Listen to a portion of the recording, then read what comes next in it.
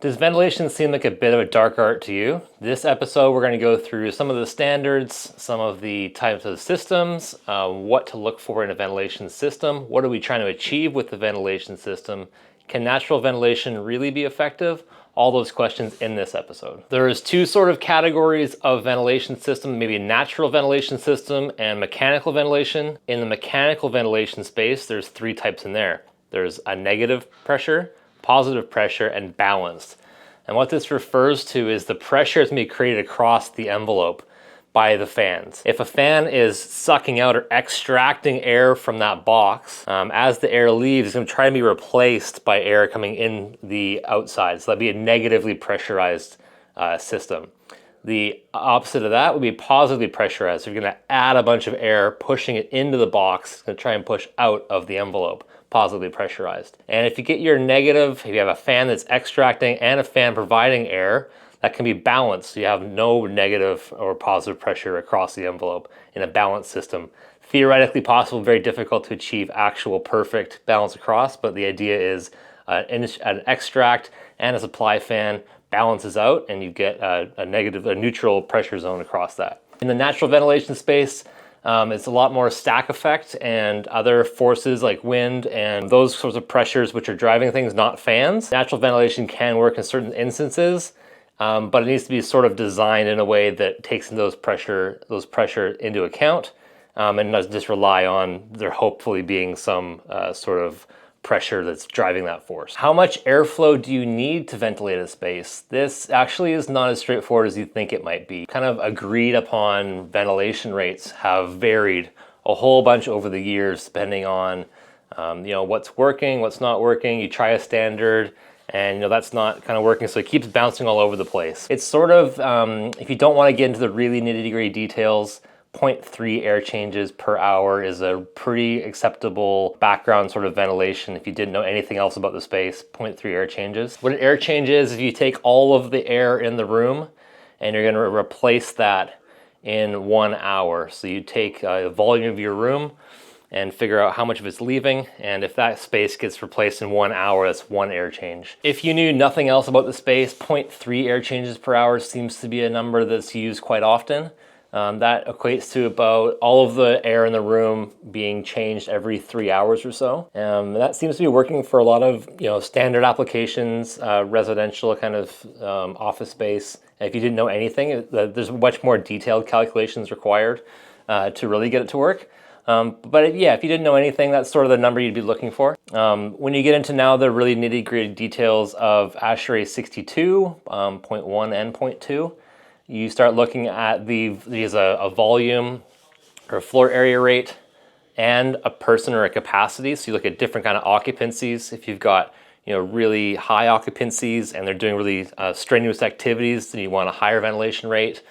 And so you can start to get into more of a nuanced approach to ventilation in those spaces. The next part when you're talking about the ventilation rates is you're going to have a look at where your outlets and inlets are located, and that's going to kind of dictate your mixing of the air and how well it's actually circulating. So that can also decrease or increase your ventilation rates depending on where the inlets and outlets are located. That base ventilation rate of, let's say, 0.3 air changes per hour, that can go up or down depending on the location of your inlets and outlets, which takes into account the mixing that's happening in the room. If you've got inlets and outlets very close to each other and maybe both located high, then you're going to need a lot more ventilation to sort of mix all the air together. Whereas if you've got maybe low and high either way and across the room, you've got sort of a good mix across the space, then you may just be close to that baseline 0.3 air changes. Something else that's becoming more popular in recent years with some of the new technology is a ventilation rate which is variable based on occupant loads or based on contaminants in the air. So you may have a humidistat, which will flick on when the humidity levels get up. You may have CO2 sensors, which measure when CO2 starts climbing up into like the 800 to 1,000 parts per million. That would be an indication that the ventilation's not keeping up with the number of people that are in that space.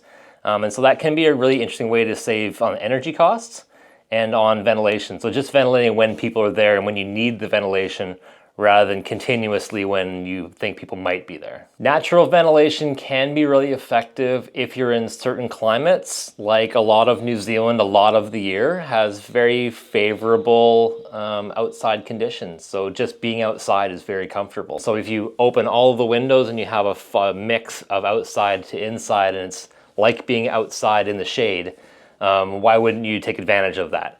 There's a couple reasons that may not work. One is the reason that we're ventilating in the first place. Yes, one reason to ventilate is to control moisture. That's one commonly people think about. The other one, which is probably more of a reason to ventilate, is particulate matter. If you look at the causes of disease and respiratory issues, 2.5 particulates, those are some of the smaller end of the particulate matters range.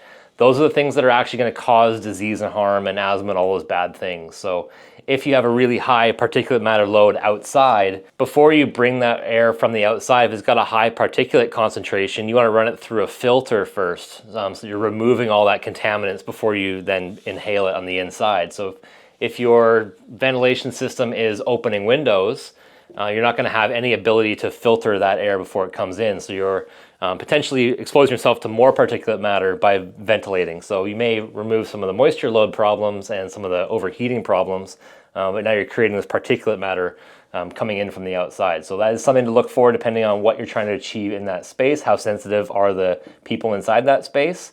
If you're designing hospitals, for instance, you don't want to have a really good particulate matter filter on that, but actually, you probably want to have the same sort of conditions for young children, seniors, really any vulnerable populations, but really any population could be vulnerable to the same particulate matters. So why not design something that can be filtered and achieve all those great outcomes for everyone?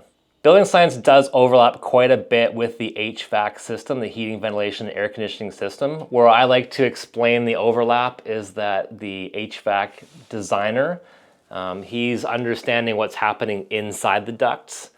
And once it leaves the ducts or before it enters the ducts, and what happens in the space is really where building science people get involved, and how that air that's now left the duct, how does that interact with the building enclosure, roofs, walls, windows, before it then is extracted out. And so there's that gray area. You may think that it's just the ducts and just the diffusers which are important, but the interface with everything is also equally important. I did study mechanical engineering in university, and so that does come in handy very often when talking about thermal transfer, talking about ventilation rates, all those good things. I practice mostly building science and building enclosure designs.